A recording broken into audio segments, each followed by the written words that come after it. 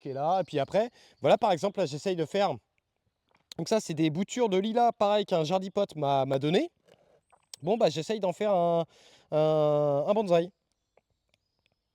On a ici un genévrier de Chine, on a ici un mélèze, on a ici un orme, on a ici un azalée, on a ici une glycine. Bah, en fait, un bonsaï, c'est tout con. Par exemple, là, tu vois, ça, c'est une glycine. Ça, alors, j'appelle pas ça encore un bonsaï, j'appelle ça un pré-bonsaï. C'est-à-dire que c'est un bonsaï dans ses premières années de vie. Et un bonsaï dans ses premières années de vie, c'est quoi? C'est une petite pousse que tu as fait pousser dans un pot et tu attends et tu attends et tu attends jusqu'à temps qu'il te forme un tronc assez dense, tu vois. Et après, bah, on va le tailler pour qu'il ramifie de plus en plus et qu'il nous fasse des petites feuilles. Et en fait, bah, tu as plein de façons de faire un bonsaï. Soit tu vas prendre un vieux sujet en jardinerie qui était là dans la jardinerie et qui attendait d'être taillé. Tu vois, par exemple, ça c'est pareil. Ça c'est un sujet que j'ai acheté en jardinerie. Tu vois, ça faisait super longtemps qu'il était là. Il avait un très beau tronc. Et ça, c'est un seringa. Et hop, tu vois. Pour l'instant, il me fait des grandes feuilles, mais à force de le tailler, il va me faire des petites feuilles.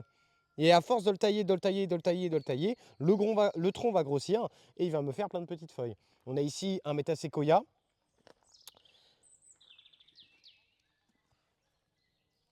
Ah, c'est compliqué, hein. Alors, si, c'est possible de faire des bonsaïs, mais par contre, l'été, il va falloir que tu les arroses, mais genre, mais c'est tous les jours, hein. Si tu loupes une journée et que c'est en plein soleil, c'est compliqué. Et j'ai envie de te dire, variété d'érable à faire en plein soleil, il faut prendre des trucs, genre ça, tu peux y aller, ça.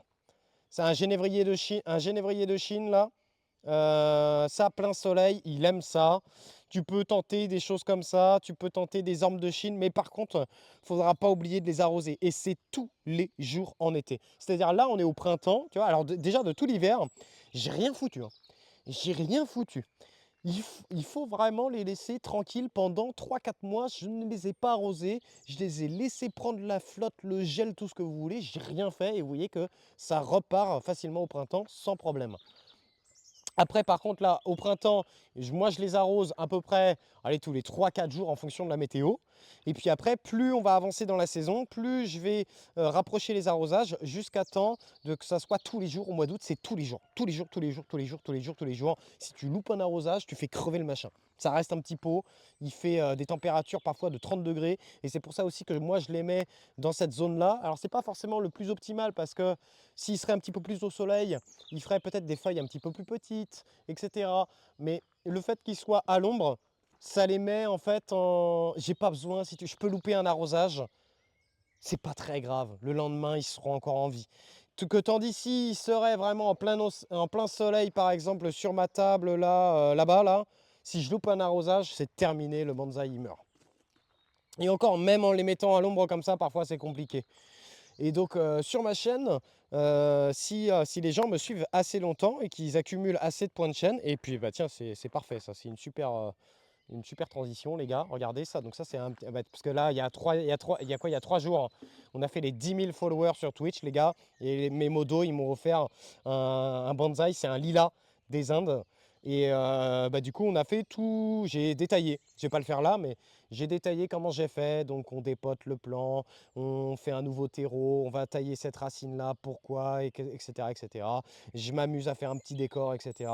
Et bah là, du coup, j'ai reçu les étiquettes. C'est le bonsaï ouf. 10K sur Twitch. Et puis sinon, ce que je disais, c'est que bah, les viewers, quand ils ont assez de points sur ma chaîne, et bah, ils ont l'occasion d'avoir en fait un bonsaï à leur nom. Et du coup, j'en profite tout simplement pour remercier tous ces jardipotes là parce que ça coûte cher un bonsaï, hein. C'est 200 000 points de chaîne, les gars. Merci à Censorship qui a choisi un érable du Japon. Et en fait, ce que j'adore, c'est que là, ils sont tout petits. Mais si les viewers, ils sont encore là dans 5 ans, vous verrez, ça sera des sujets qui seront immenses. On a un bonsaï de Durandal ici, c'est ton bonsaï lierre Durandal, je t'ai mis ta petite étiquette.